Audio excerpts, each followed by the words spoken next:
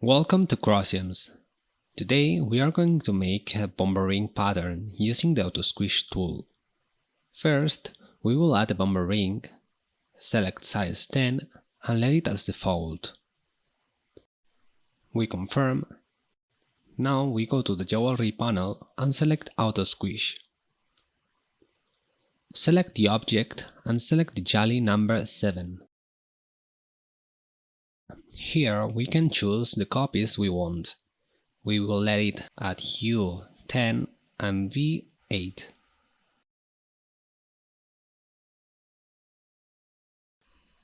OK. Now activate the solid and select the thickness as minimum of 1.6.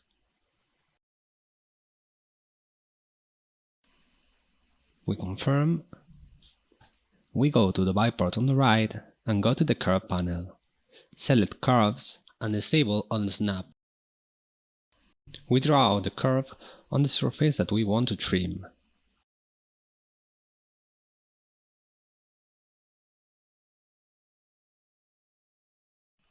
Once finished, activate on snap and close the curve. We go to the perspective, select the curve, and with the gimbal enabled, we press on the red ball and stretch it to create an extrusion. Now we close the extrusion, creating a solid with the Cap tool in the Tools panel. We move our object to the center and we are going to create a Boolean intersection. We select the ring and disable Delete Input. As target, we select the cap, then confirm.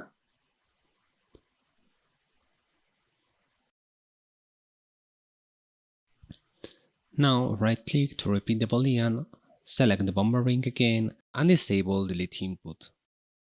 As Object B, select the Autosquish and disable Delete Input too. Confirm. To finish, we hide the objects we are not interested in. And now we have our Bombe Ring pattern. We are going to hide the curve. We go to Edit panel and select Hide.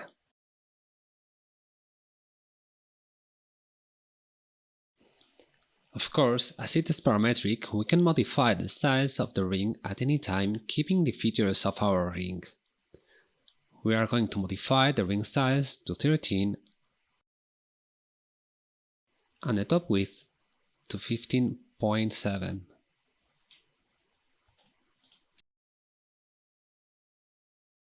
We are going to hide again the original Autosquish and the Bombe Ring. Finally, let's remember that we can also modify the pattern we have selected in the beginning, getting a new look. Thanks for watching, and if you find this useful, don't forget to subscribe. You can find us on Instagram, Facebook and other social networks. See you in the next chapter.